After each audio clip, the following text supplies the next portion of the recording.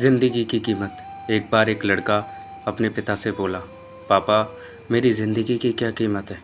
उसके पापा ने कहा, अगर तुम सच में ज़िंदगी की कीमत समझना चाहते हो तो मैं तुम्हें एक पत्थर दे रहा हूँ।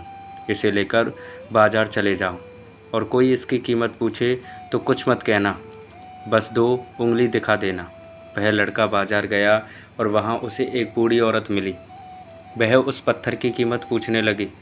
लड़का कुछ नहीं बोला और 2 उंगलियां दिखाईं। तभी वह बूढ़ी औरत बोली, 200 रुपये ठीक है, मैं तुमसे यह पत्थर खरीद लूँगी। लड़का सोचा, एक पत्थर की कीमत 200 रुपये। वह तुरंत अपने पिता के पास पहुंचा और बोला, पापा मुझे बाज़ार में एक औरत मिली थी, वह इस पत्थर के 200 रुपये दे रही थी। उसके पिता ने कहा, इस बार इस पत्थर को तुम म्यूज़ियम लेकर जाना और इसकी कोई कीमत पूछे तो सिर्फ 2 उंगली दिखा देना। वह लड़का म्यूज़ियम गया।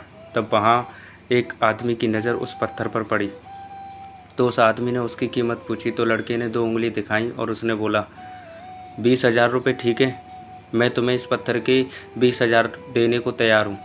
वह फिर अपने पिता के पास पहुँचा और बोला, मुझे म्यूज़ियम में एक आदमी मिला था जो इस पत्थर के 20,000 रुपये दे रहा था।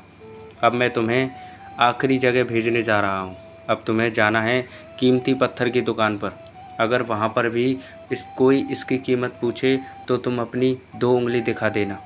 वह वहाँ गया। वहाँ पर एक बड़ा इंसान था। जैसे ही उस बड़े इंसान की नज़र उस पत्थर पर गई, वह आदमी बच्चे से पत्थर लेकर देखा उसने पत्थर को और कहा, हे भगवान, इस पत्थर को खोजने में हमारी ज़िंदगी निकल गई और इसकी कीमत लो।